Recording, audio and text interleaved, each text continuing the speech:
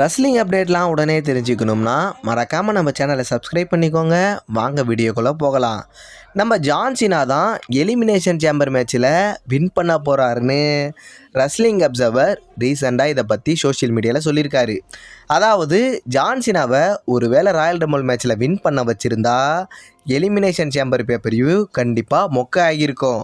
அப்படி ஆகாமல் இருக்க தான் சீனாவை ராயல் ரம்பிள் மேட்ச்சில் தோக்க வச்சு இப்போ எலிமினேஷன் சேம்பர் மேட்ச்சில் ஜெயிக்க வைக்கிற மாதிரி காட்டி அது மூலமாக ரசிகர்களை ஏமாற்றி மிகப்பெரிய லெவலில் கல்லாக்கட்டை தான் WWE பிளான் பண்ணியிருக்காங்கன்னு டேவ் மில்டசர் சொல்லியிருக்காரு. பார்க்கலாம் சீனாவோட பர்ஃபார்மன்ஸ் எலிமினேஷன் சேம்பர் மேட்ச்சில் எப்படி இருக்குதுன்னு. ரோமன் ரெயின்ஸோட இன்வால்மெண்ட் எலிமினேஷன் சேம்பர் மேட்ச்சில் இருக்கும்னு நீங்கள் நினச்சா அதை இப்போவே குழி தோண்டி புதைச்சிடுங்க. ஏன்னா எப்படியோ ஜான் சீனா தான் எலிமினேஷன் சேம்பர் மேட்ச்சில் வின் பண்ண போகிறாரு. அப்போது இந்த மேட்ச்சில் ரோமன் ரெயின்ஸ் கலந்துக்கிட்டால் ரோமனை யாராவது தோக்கடிப்பாங்க. அந்த விஷயம் நடக்கிறது WWEக்கு அந்தளவு விருப்பம் இல்லை. அதனால தான் இப்போ ரோமன் ரெயின்ஸை எலிமினேஷன் சேம்பர் மேட்ச்சில் இருந்து விலக்கி வச்சுருக்காங்க.